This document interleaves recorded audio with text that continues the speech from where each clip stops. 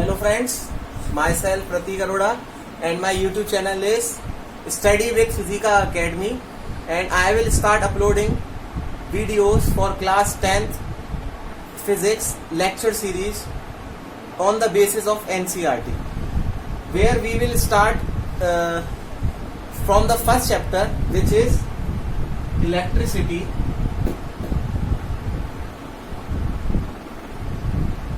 बच्चों, ये जो हमने इलेक्ट्रिसिटी वर्ड देखा है, इस इलेक्ट्रिसिटी वर्ड का मतलब क्या है? इलेक्ट्रिसिटी जो वर्ड आया, ये हमारे लिए इलेक्ट्रिक करंट से डिनोट होता है, और इलेक्ट्रिक करंट का मतलब सीधा मतलब है हमारा फ्लो ऑफ चार्जेस। ठीक है, तो इलेक्ट्रिसिटी की प्रॉपर फिर डेफिनेशन क्या हो जाएगी? The branch of physics that deals with the study of charges which is in motion. In this chapter we will consider only those charges which is in motion. Basically जो हम लोग यहाँ पे charges के बारे में पढ़ेंगे, वो सारे के सारे जो चार्जेस हैं किस में होने चाहिए? वो मोशन में होने चाहिए। ठीक है, तो बेटा जो हमारे पास ये वर्ड आया है चार्जेस, इस चार्जेस का मतलब क्या होता है? चार्जेस की प्रॉपर डेफिनेशन है, charge is that physical quantity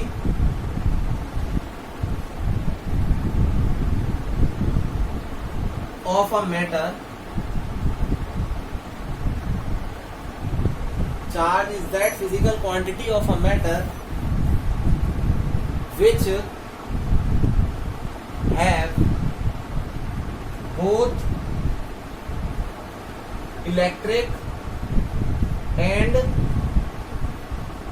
magnetic effect.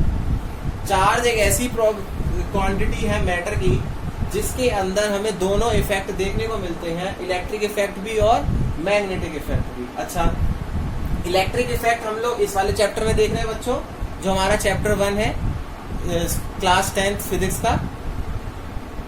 Magnetic effect हम लोग अगले चैप्टर में कंसीडर करेंगे, जो कि काफी अच्छा टॉपिक है और काफी इंटरेस्टिंग चैप्टर है वो। लेकिन मैं आप लोगों को एक चीज में क्लियर कर दूं बच्चों, मैं बिल्कुल बेसिक से स्टार्ट करूंगा।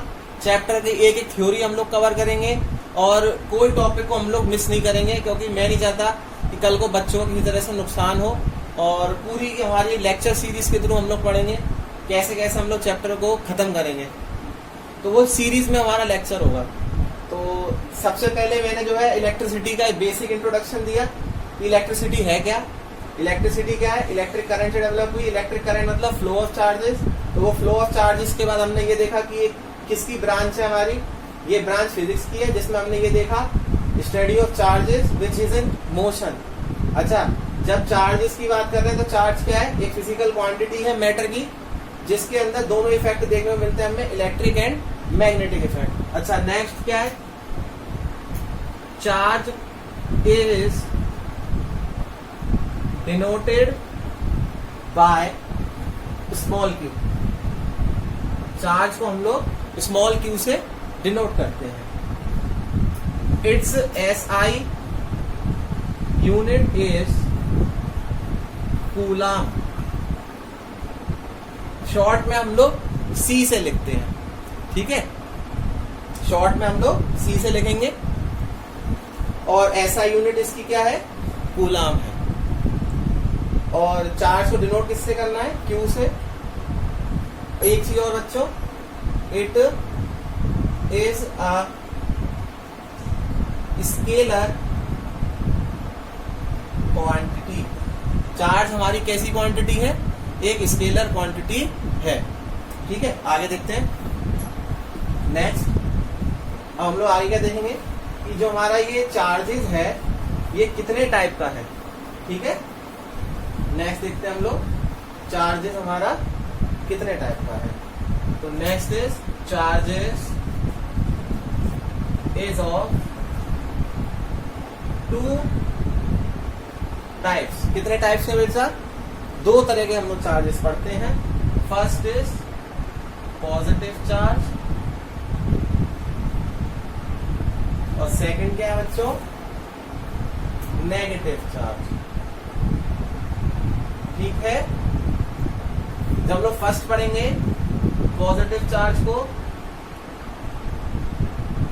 इसकी क्या डेफिनेशन होगी?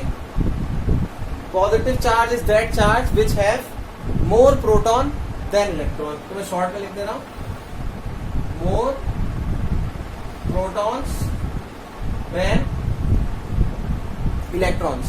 एग्जाम्पल है हमारे पास इसका ग्लास रॉड। ठीक है, glass rod is an common example for a body which carry the positive charge. Next is negative charge.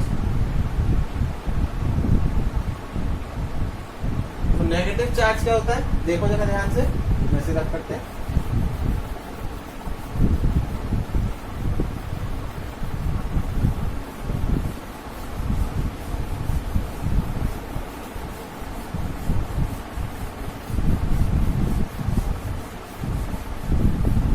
अब हम लोग बच्चों आगे देखते हैं कि नेगेटिव चार्ज क्या होता है। Negative charge is that charge which have more electron than protons. Example इसके बहुत सारे हैं, जैसे कि ebonite rod, silk cloth and etcetera. ठीक है, आगे देखते हैं। देखो ऐसे तो न्यूट्रल चार्ज भी होता है। न्यूट्रल चार्ज का मतलब क्या है? जिसमें कोई चार्ज कैरी ना करे। लेकिन हम लोग बेसिकली दो बॉडीज को देखेंगे, पॉजिटिव और नेगेटिव। अच्छा, फिर क्या पढ़ेंगे हम लोग? Characteristics of charges. तो कैरेक्टरिस्टिक्स ऑफ चार्जेस क्या है? Number 1, like charges that is positive positive और negative negative, they repel each other. Second, unlike charges such as positive negative, negative positive, they attract each other.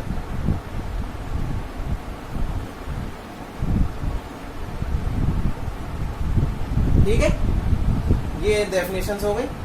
अब next हम लोग पढ़ते हैं इसके बाद। अच्छा, नोट डाउन कर लो सब लोग। तो सबने अब ये इसको नोट डाउन कर लिया होगा जहां तक मैं समझता हूँ। साथ के साथ अब हम लोग आगे देखते हैं इलेक्ट्रिक करंट को। ठीक है, next we will discuss the electric current.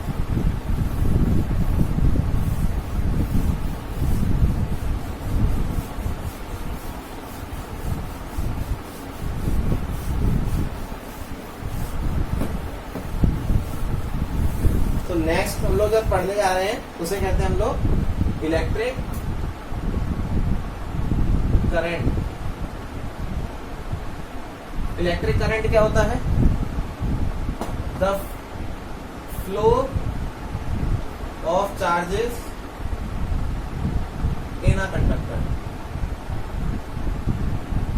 Simple सी बात। Electric current is that quantity where we will discuss the flow of charges in a conductor. तो और अच्छी डेफिनेशन क्या बन सकती है इसकी? और करके लिख दिया मैंने, the rate of flow of charges in a conductor. इसको डिनोट किससे करते हैं? It is denoted by capital I. ठीक है, इसका फॉर्मूला क्या है? क्या पढ़ा हमने? देखो यहाँ पे क्या वर्ड आया? ये वर्ड आया ना रेट। रेट का मतलब होता है टाइम से डिवाइड कर देना। और किसको फ्लो कराना है हमें? चार्जेस को। तो क्या फॉर्मूला बन गया? I is equals to Q by T. ये भी एक कौन सी क्वांटिटी है? स्केलर क्वांटिटी है। ठीक है। इसकी एसआई यूनिट क्या है? SI unit of electric current is ampere, short में लिखते हैं कैपिटल ए से, एम्पेयर। एसआई यूनिट क्या इलेक्ट्रिक करंट की? एम्पेयर। फॉर्मूला क्या है? I is equals to Q by T. कौन सी क्वांटिटी है ये? एक स्केलर क्वांटिटी है, ठीक है। डिनोट किससे करना है हमें? कैपिटल आई से। ध्यान रखना इलेक्ट्रिक करंट के बारे में, ये जो बहुत इंपॉर्टेंट पॉइंट्स है हमारे, ठीक। नेक्स्ट हम लोग देखते हैं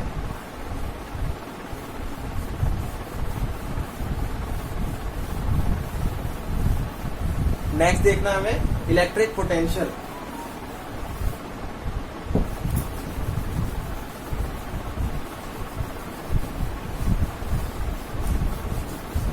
next is electric potential.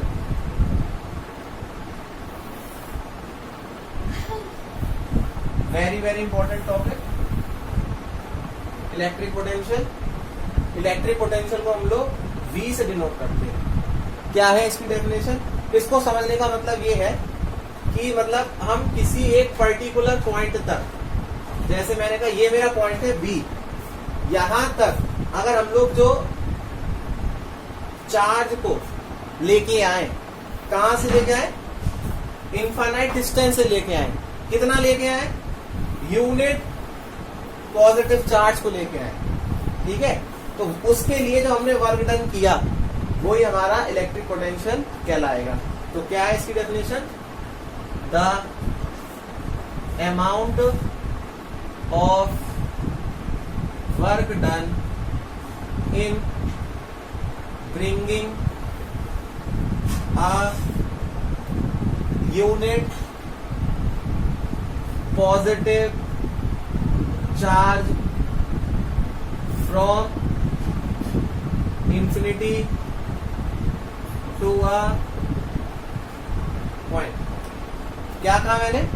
The amount of work done in bringing a unit positive charge, कहां से लेके आएंगे हम लोग? From infinity to a point. देखो इन्फिनिटी से कहां तक? किसी एक पॉइंट तक। मान के चलो जैसे यहाँ पे कोई एक चार्ज रखा है, ये r डिस्टेंस पर है, तो हम लोग क्या फॉर्मूला बना सकते हैं इसका? V से डिनोट करने को कहा था मैंने, it is denoted by V। तो इसका फॉर्मूला क्या था? V is equals to W by Q is the formula. अच्छा, ऐसा यूनिट क्या है इसकी? ऐसा यूनिट इज वोल्ट। इसकी ऐसा यूनिट क्या है? वोल्ट। ये भी एक कौन सी क्वांटिटी है? It is a scalar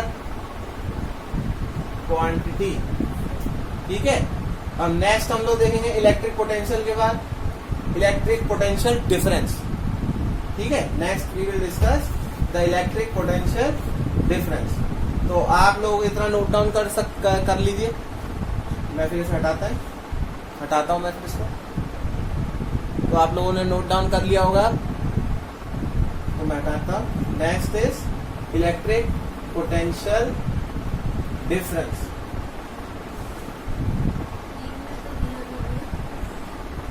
electric potential difference, इसमें क्या फर्क आ जाता है बच्चों? इसमें बस छोटा सा फर्क है। इलेक्ट्रिक पोटेंशियल डिफरेंस में हम लोग क्या लिखेंगे? The amount of work done in unit positive charge from, यहां बस एक छोटा चेंज है, यहां from one point two another, from one point two another without any acceleration. ये ध्यान रखना पड़ेगा, विदाउट एनी एक्सीलरेशन। जैसे मान के चलो मेरे को दो पॉइंट के बीच का पोटेंशियल डिफरेंस निकालना है, तो कैसे निकलता है? ये हो जाएगा हमारा VA minus VB is equal to W by Q। ये हमारा इसका फॉर्मूला। ये बात तो वही है कि इलेक्ट्रिक पोटेंशियल है तो स्केलर क्वांटिटी रहेगी, ऐसा यूनिट भी कोई चेंज नहीं होगी, वो भी हमारी वोल्ट ही रहेगी, ठीक है। तो इसको भी नोट डाउन कर लो, इलेक्ट्रिक पोटेंशियल डिफरेंस को आप लोग, ठीक है। आगे देखते हैं। Next heading is,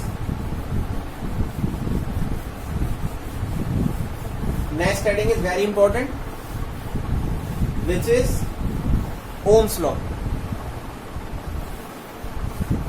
very very important topic for the class 10। Ohm's law क्या होता है, ठीक है। ओम्स लॉ देखिए बच्चों, next is Ohm's law.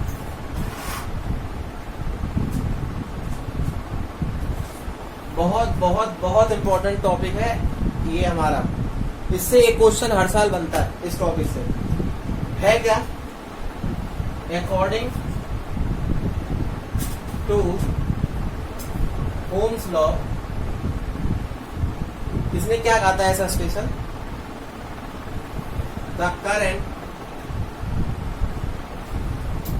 is directly proportional to the potential difference across the terminal of the ends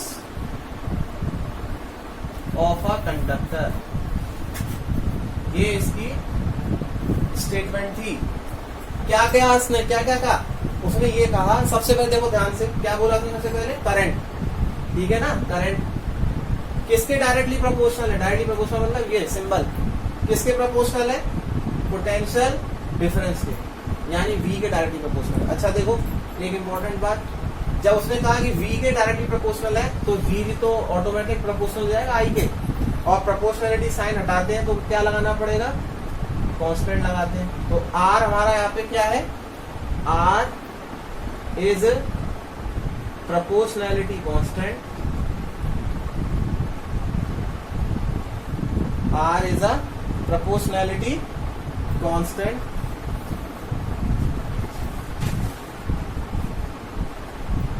ठीक है ना।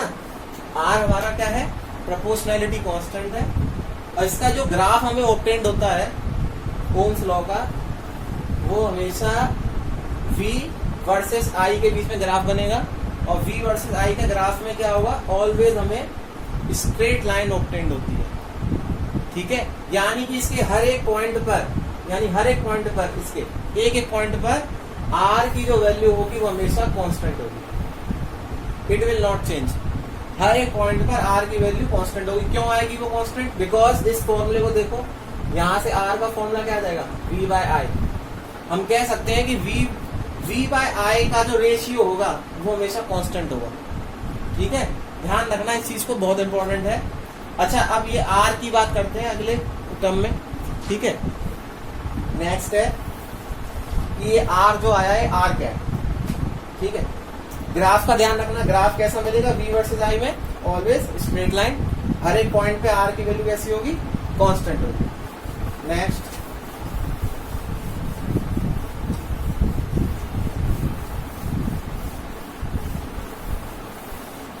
नेक्स्ट जो हमें देखना है, हमें इस R को ही देखना है जो अभी हमने थोड़ी देर पहले पढ़ा है, ठीक है ना।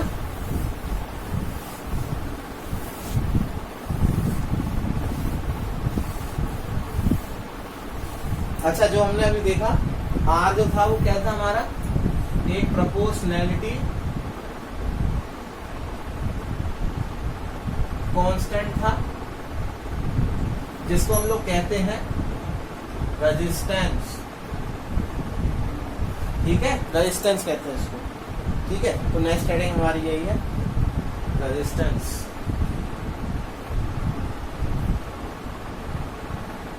ठीक है। तो रेजिस्टेंस क्या है? It is the property inside the conductor that always tries to oppose the flow of current.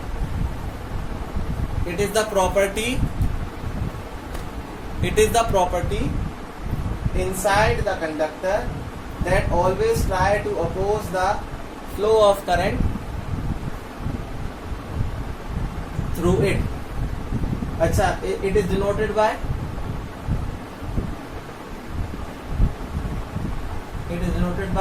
Capital R. ऐसा यूनिट क्या है इसकी? ऐसा यूनिट इज ओम. शॉर्ट में देखो सिंबल होता है इसका, ये ओम. ठीक है. क्या करती है रेजिस्टेंस? किसी भी कंडक्टर के अंदर जो करंट हमारा फ्लो कर रहा होगा उसको हमेशा अपोज करेगी. ठीक है. तो आगे देखते हैं कि जो रेजिस्टेंस हमने पढ़ा है, ठीक है, ये रेजिस्टेंस जो है किन किन फैक्टर्स पे डिपेंड करता है. ठीक है. Next is the factors that resistance depend upon. किन किन फैक्टर्स पे रेजिस्टेंस डिपेंड करता है. ठीक है. तो लिख देता हूं हेडिंग, फैक्टर्स affecting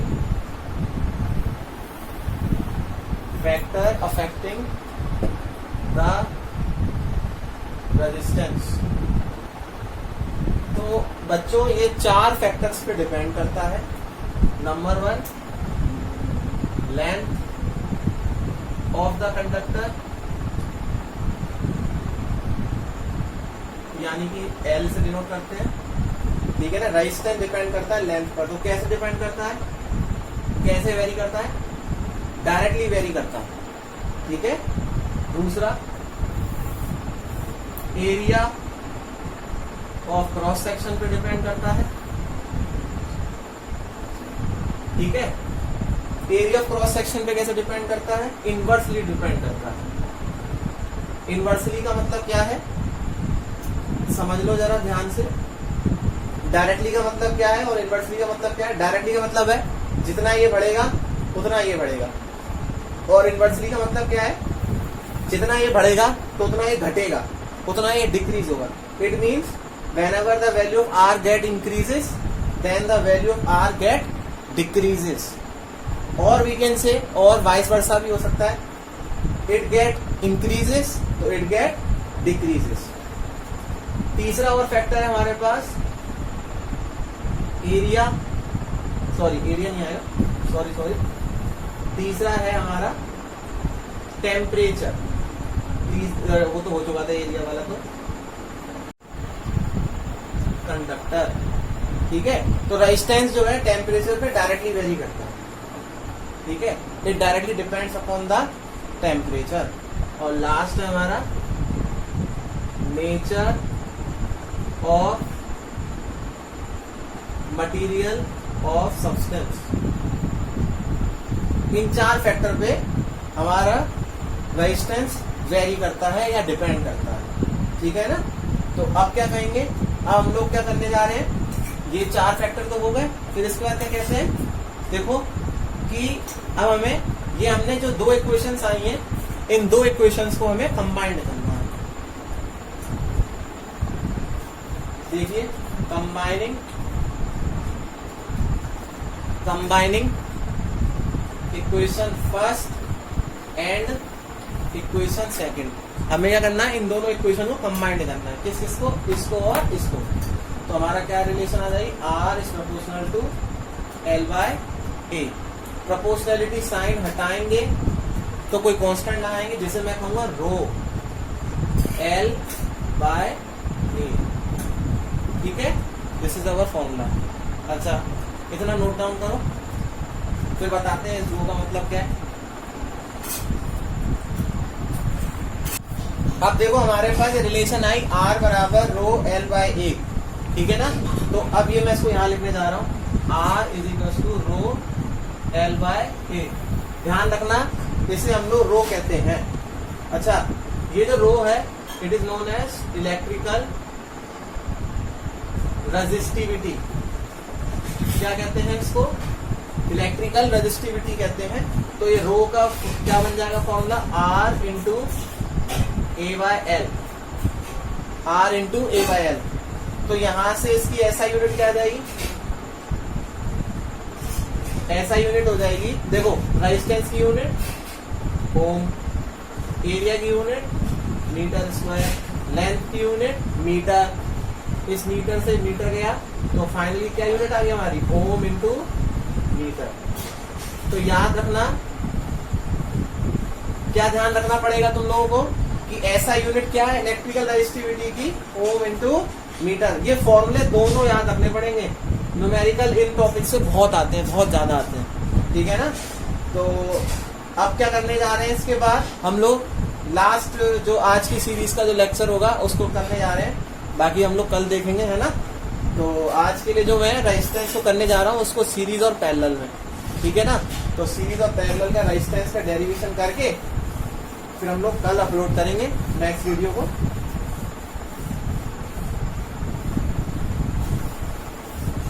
सबसे पहले जो मैं करने जा रहा हूं वो है हमारा रेजिस्टेंस इन सीरीज, ठीक है। बहुत छोटे छोटे डेरिवेशन है लेकिन बहुत इंपॉर्टेंट है, हर साल 5 नंबर में डेरिवेशन इसी से आता है, ठीक है ना। तो देखते हैं बच्चों, रेजिस्टेंस इन सीरीज। एक काम करते हैं, रेजिस्टेंस सीरीज पढ़ने के लिए तो मैं 2-3 बेसिक चीज बता देता हूँ। वैसे तो अभी मेरा एक वो भी रह गया टॉपिक कि जो इलेक्ट्रिकल सिंबल्स हैं वो क्या क्या होते हैं ना, इलेक्ट्रिकल सिंबल्स भी बताऊंगा, एम मीटर वोल्ट मीटर में क्या फर्क है, कैसे यूज करते हैं, सब देखेंगे हम लोग। अभी हाल फिलहाल में मैं केवल क्योंकि रेजिस्टेंस एक टॉपिक चल रहा है तो साथ में चलने दो तो ज्यादा बेटर है।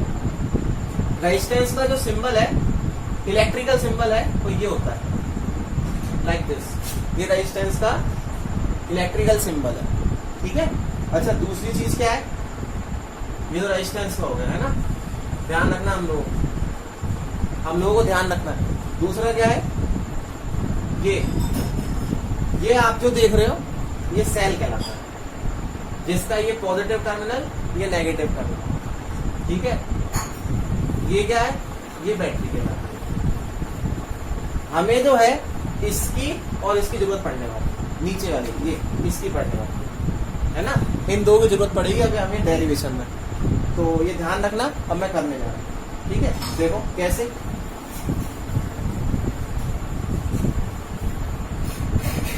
देखो ध्यान से,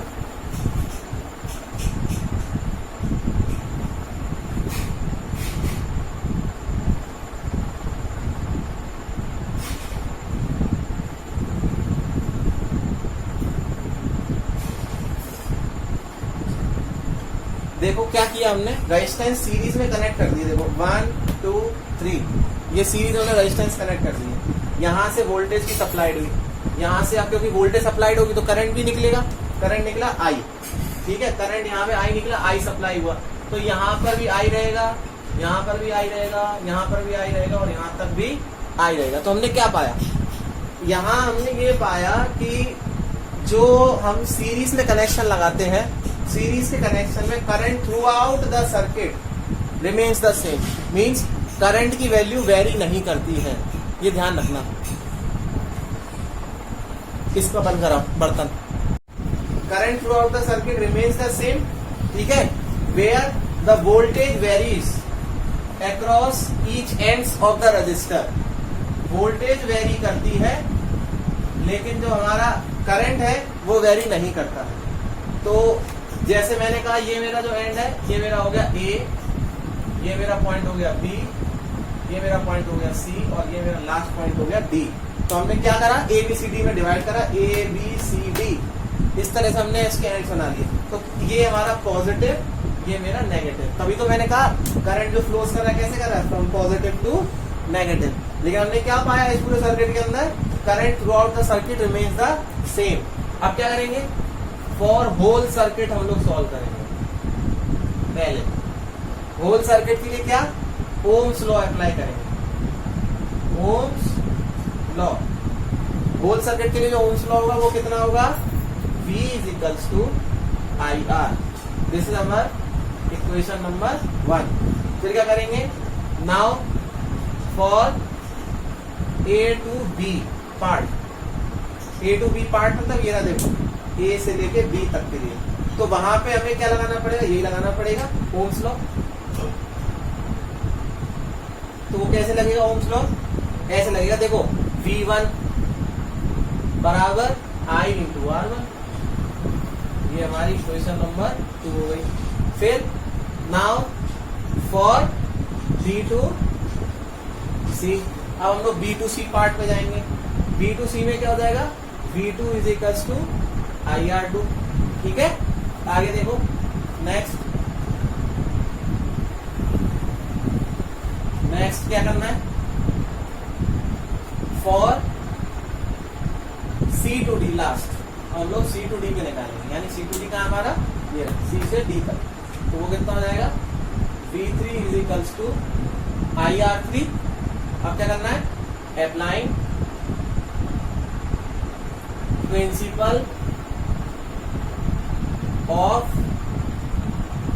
सुपरपोजिशन, तो वो क्या हो जाएगा, जो क्या डिवाइड हुआ है पूरे सर्किट में, हमारा पोटेंशियल डिवाइड हुआ है पूरे सर्किट में, तो V किसके बराबर है, V1 plus V2 plus V3।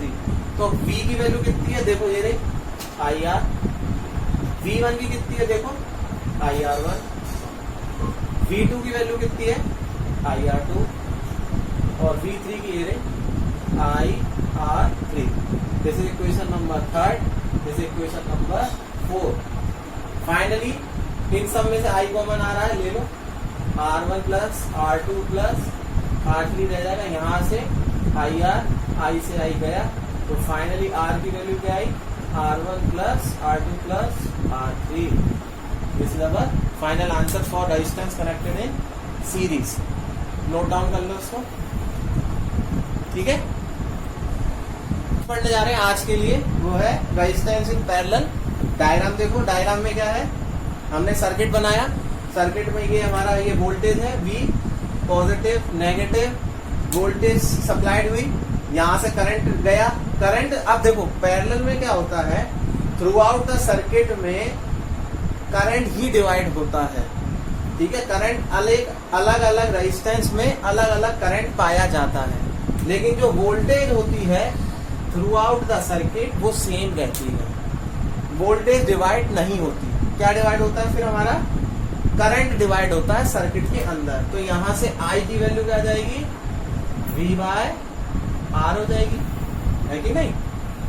फिर क्या कहेंगे, फॉर फर्स्ट रेजिस्टेंस, उसके अक्रॉस हम लोग ओम्स लॉ लगाएंगे, तो हमारा वो ओम्स लॉ वहां क्या हो जाएगा, देखो फर्स्ट रेजिस्टेंस के अक्रॉस V सेम है, V सेम है, V बराबर IR होता है ना, तो के कितना आ रहा है यहाँ से करंट, I1 आ रहा है, और लास्ट में क्या है R1 है, तो I1 की वैल्यू क्या आ जाएगी, V बाय R1, ठीक है कि नहीं। फिर क्या करना है, आगे देखिए नेक्स्ट देखो,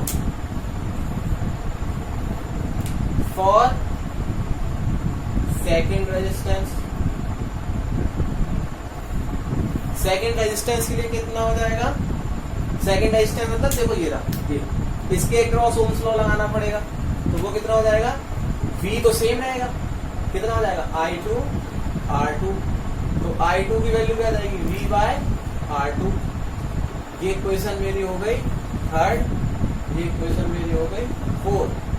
नाउ फॉर थर्ड रेजिस्टेंस, तब कितना हो जाएगा, V is equals to I3 R3, तो I3 किसके बराबर हो जाएगा, V बाय R3। ये इक्वेशन मेरी हो जाएगी 5th। Now applying principle of superposition, applying principle of superposition, क्या डिवाइड हुआ पूरे सर्किट में, करंट जो डिवाइड होता है उसी का ही सुपरपोजिशन लगता है, तो वो कितना हो जाएगा, I1 plus I2 plus I3। अब I की वैल्यू कितनी है, V by R is equals to I1 की क्या है v by r1 plus v by r2 plus v by r3।